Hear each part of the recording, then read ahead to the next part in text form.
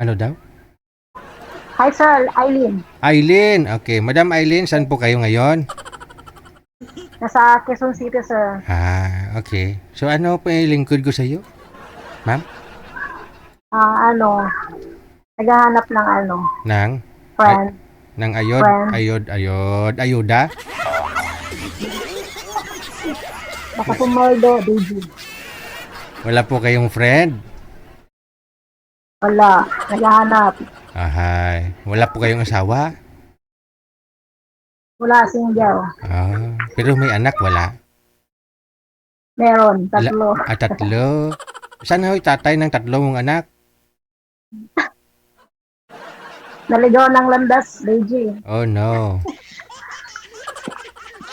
Bakit? So hiwalay na kayo. Pero kasal?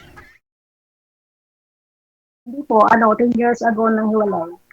Okay. Ilang taon na po bang bunsong anak mo? 16. Ilang taon na kayo, madam? 44. Sweet 44. Akala ko 24 years old lang. Okay. So, tapos, I wish. 24 in mind, sir. pero sigurado may naging boyfriend ka naman sa 10 years? Meron naman. Ganun din. Pa rin. Sa kabilang bahay din. Ay, sumablay ka na nung una. Sa pangalawa, dapat ginalingan mo. Malay mo ngayon, papaldo na ako. Papaldo ka na ngayon. Napag-aralan mo na paano ka hindi iwanan ng isang lalaki? Hindi pa nga eh. Wala pa rin idea eh. Wala. Dapat pinag-aralan mo. Marami naman sa internet.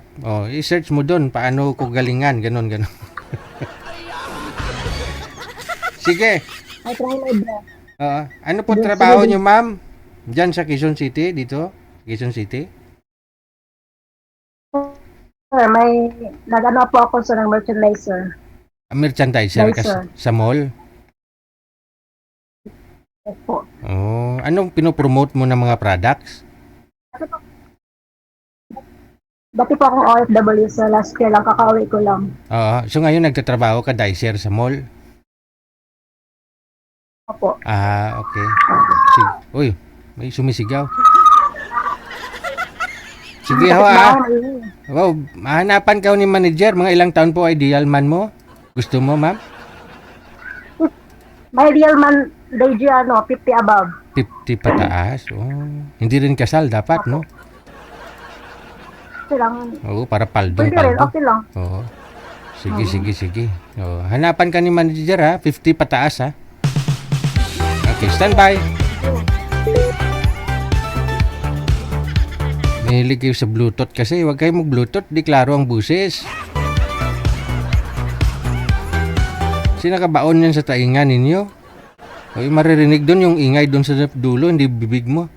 Doon, yung naririnig, yung maingay.